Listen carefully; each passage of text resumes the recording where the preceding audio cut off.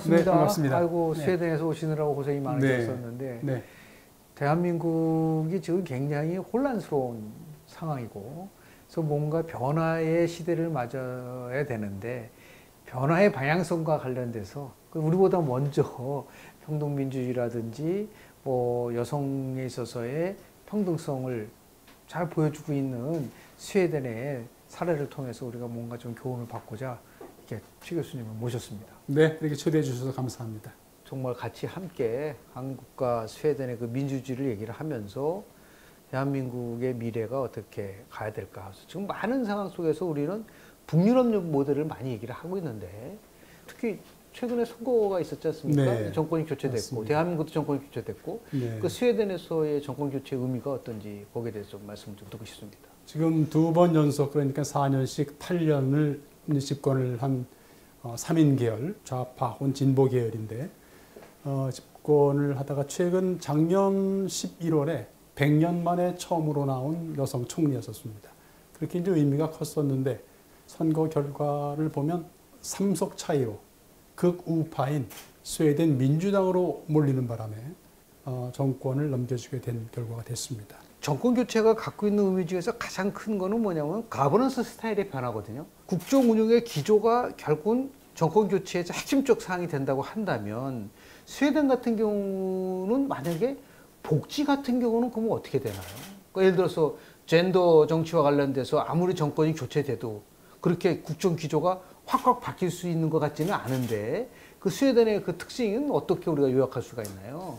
그 외신이나 이제 외국에서는 정권이 바뀌면 복지 부분이 많이 삭감되고 예산이 이제 말하자면 이제 경제 발전이다, 그다음에 세금을 낮춘다 하는 방향으로 바뀌면서 완전 정책 기조가 바뀐다. 혹은 이제 그런 식으로 보도가 되는 경우가 많습니다만은 사실은 이제 복지, 여성 정치도 마찬가지입니다만은 여성 정치를 먼저 간단하게 요약을 해드리면 1988년도에 이제 중요한 보고서가 하나 나오는데 어떻게 보면 이제 국책 보고서라고 할 수가 있는 부분인데 여성이 모든 전 분야에 걸쳐서 50%를 대표해야 된다라고 하는 상징적인 국책 보고서입니다. 복지도 역시 마찬가지입니다. 복지도 우파 진영에서는 이렇게 얘기합니다. 레토릭이긴 합니다만 수사학적인 표현입니다만은 우파가 집권하면 더 좋은 복지를 약속하겠습니다. 다시 말해서 맞춤형 복지로 필요한 사람들에게 더 많은 돈이 집중되도록 할 수 있게끔 하겠다. 복지 자체로는 약화시킨다든지 혹은 축소보다는 필요한 사람에게 더 몰아준다는 그런 정책이기도 하죠. 그래서 제가 레토릭이다 수사학이라는 표현은 예산적인 측면은 차이가 없습니다. 차이가 없고 복지의 근간은 차이가 없지만 단지 이제 차이가 있는 부분은 이제 뭐냐면은 우파의 경우는 일하는 사람들에게 더 많은 인센티브를 주게끔 하겠다는 것이죠. 그래서 일하는 사람들의 소득세를 조금 더 낮춰준다든지 그렇게 해서 본인이 가용할 수 있는 돈이 더 많아져서 경제적으로 더 많이 활성화될 수 있게끔 하는 정책으로 가는 것이기 때문에 큰 차이는 없다. 일단 그렇게 볼 수 있을 것 같고요. 그런데 최 교수님 말씀하신 것 중에 두 가지 굉장히 중요한 함의를 갖고 있는데요. 네. 처음에는 국책보고서 SOU를 말씀하시는 거로 이해가 되는데 굉장히 중요한 그 보고서 내용 중에 이 민주주의와 권력에 대한 얘기를 하면서 결국은 젠더 이퀄리티, 네. 양성평등이 이루어지기 위해서는 여성이 권력에 있어서 남성과 동등한 지위를 가져야 된다. 그러니까 모든 면에서 50%도 그런 맥락에서 권력에 대한 부분을 얘기를 하고 있는데 지난 대선 과정 속에서 깊이 한번 생각해 볼 부분은 뭐였었냐면 지금 모든 언론들에서 얘기하는 젠더 갈라치기예요. 이게 과연 옳은 방향이었었는가. 그 젠더 갈라치기라는 입장에서 변한간 윤석열 대통령 후보가 여성가족부 폐지라고 하는 7자를 아주 내세우면서 이제는 여성과 남성이 서로 갈등을 일으키는 부분이 생겼는데 이거를 과연 그러면 스웨덴에서 본 관점에서 봤을 때 이 문제를 어떻게 해소될 수 있을 것이냐. 더 나아가서 여성들이 권력을 갖기 위해서 가장 중요한 부분은 무엇으로 접근해야 되는 부분 하나 있고요. 두 번째는 중요한 함의는 뭐냐면 윤석열 정부도 이런 얘기를 비슷한 얘기를 했어요. 레토릭 차원인지도 모르지만 복지가 축소되는 게 아니라 약자 복지라는 표현을 썼어요.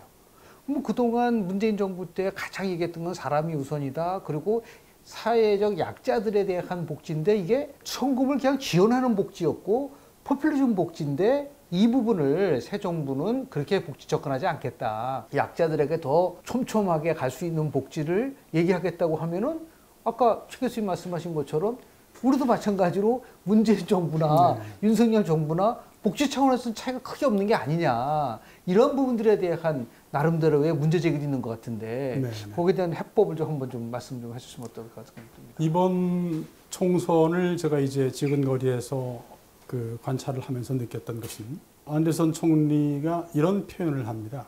일하는 사람이 잠시 시장이 작동이 안 될 때 다시 노동시장으로 돌아올 수 있게끔 해주는 사다리 역할을 하는 것이 스웨덴 복지의 핵심이다.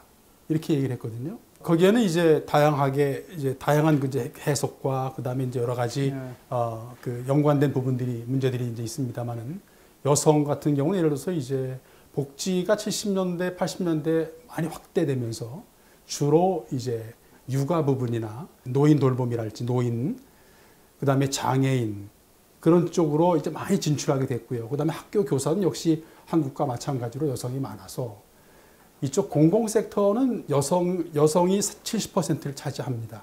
근데 이제 여성 같은 경우는 이제 역시 마찬가지로 스웨덴도 마찬가지로 육아와 그다음에 이제 가사 일에 대한 부분이 아무리 평등적인 정책을 하더라도 육아 부분은 기본적으로 여성이 아이를 기르는 거는 먼저 여성이 챙긴다는 것은 모성애 같은 그런 생각이 듭니다. 근데 그런 측면으로 봤을 때 아무리 양성평등 정책을, 성평등 정책을 정부 차원에서 한다고 하더라도 그것을 가정 내에서 활용하는 혹은 적용하는 차원의 입장에서는 부부에게 결정권을 줍니다. 자, 그래서 이제 저는 좀 두 가지를 같이 말씀드렸는데 복지 정책은 노동시장이 잠깐 말하자면 시장이 작동이 제대로 되지 않을 때 다시 노동시장에 복귀할 수 있는 사다리를 놔주는데 그것에 가장 많은 혜택을 보는 쪽이 어떻게 보면 여성이라고 할 수가 있어요. 아까 말씀드린 스웨덴의 1988년도에 어떻게 보면 혁명적인 그런 국책 보고서, 젠더라는 개념 없이 우리가 살 수 있게끔, 그것이 바로 말씀드리면 메인스트림화인데 여성 가족부를 없앤다는 그 자체가 여성에 대한 반페미니스트적인 정책이냐 라는 부분에 대해서 한번 고민해 볼 필요가 있다는 것이죠. 무슨 얘기냐면 아까 말씀드린 메인스트림화 한다면 사실은 그 문제는 사실 그렇죠. 아무 문제가 없는 것이죠. 근데 이제 두 가지 면에서 이제 논쟁이 됐었는데요. 네. 뭐냐면은 여성가족부 폐지와 관련돼서 꼭 짚고 넘어가야 될 부분은 뭐냐면 그럼 그동안 여성가족부가 했었던 기능은 누가 대체할 거냐라는 거죠. 그런 데 대한 대안은 없어요. 그런 대안이 없는 상태에서 여성가족부 폐지가 나오고 더 이제 외국에서 이해하기 힘든 거는 여성가족부를 폐지하겠다고 하면서 여성가족부 장관을 임명했어요. 그러니까 이런 그 충돌적인 요소를 과연 또 어떻게 받아들일 거냐라는 부분이 가장 큰 쟁점이 될 수가 있는데 하나 여쭤보고 싶은 거는 뭐냐면 지금 얘기하는 이제 젠더라는 것을 너무 지나치게 부각을 시키면 그 자체가 갈등이 되고 있어요, 한국에서는. 그래서 젠더 팔러틱스라고 얘기하면 남성과 여성을 쪼개는 걸 저는 생각을 하고 있지만 그래서 제가 볼 때 이제 메인스트림화 된다라는 개념을 그동안 수없이 많이 얘기했지만 이제 최 교수님이 정확하게 젠더라는 것에 대해서 차별하지 않고 모두가 동등하게 갈 수 있는 것이 주요하다는 그런 말씀을 하셨잖아요. 근데 문제는 뭐냐면 가장 많은 여성분들이 고민하는 이유 중에 하나가 뭐냐면 누구나 기회를 다시 한번 줄 수 있게끔 노동시장에 다시 들어올 수 있게끔 하는 것을 복지의 중요한 차원으로 보고 있지만 대한민국에서는 이 경력 단절 여성이라는 용어도 별로 안 좋아요. 경단녀라는 걸 쓰고 있는데 그러니까 경력 단절 여성들이 30에서 35세까지는 여성의 취업률이 굉장히 높다가 35세 급격하게 떨어지고 다시 올라갑니다. 그때 올라갈 때는 왜 올라가냐? 비정규직으로 전락해서 올라가고 있다.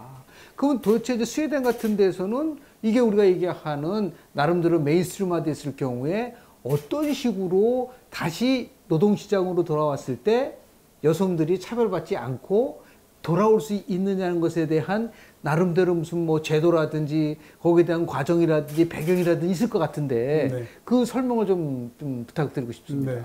두 가지로 접근할 수 있을 것 같은데요. 첫 번째 하나는 1969년도에 팔메 수상 올로프 팔메라는 분이 총리로 지명이 돼가지고 총리를 승계합니다. 그러면서 이제 일성으로 한 말이 스웨덴에서 가장 시급하게 평등성을 우리가 이루어야 될 부분이 있다. 하나는 여성이고 가정 내에서의 여성의 지위고 또 여성의 가정 내에서의 지위뿐만이 아닌 국가 속에서 국가에서의 여성의 지위 전체를 올려야 된다. 평등해야 된다는 부분. 그래서 이제 그것 하나의 일환으로서 가사 노동을 하는 전업주부의 경우도 세금 신고를 하게끔 돼 있습니다. 그때부터 70년대부터. 네. 네. 제로를 쓰더라도 일단 본인이 제로를 보면 내가 직접 나가서 일을 해야 되겠다는 어떤 그런 자극도 줄 수 있고 또 연금 체계나 이 모든 것이 가족 단위가 아닌 개인 단위로 맞춰져 있습니다. 그러니까 여성들은 예를 들어서 일을 하지 않을 경우에는 일을 하지 않고 자녀 교육에 올인한다든지 할 경우에는 남편이 예를 들어서 갑자기 세상을 떠난다든지 아니면 이혼을 한다든지 할 경우에는 살 수 있는 방법이 없습니다. 그래서 정책적으로 일단 여성이 노동시장에 들어올 수 있게끔 해주는 그러한 정책이 일단 필요할 것 같고요. 또 한 가지 두 번째는 제도적인 차원에서 1970년도에 울로프 팔메가 그 얘기를 하면서 여성위원장을 부총리급으로 격상시켰습니다. 그러면서 매주 목요일 오후마다 있는 강요회의에서 여성 부분에 대한 보고를 하게끔 했고요. 그리고 그 이후부터 1988년도까지 제도화를 준비하고 있다가 88년부터는 모든 공공기관 그리고 사기업까지도 성차별위원회를 두게끔 했습니다.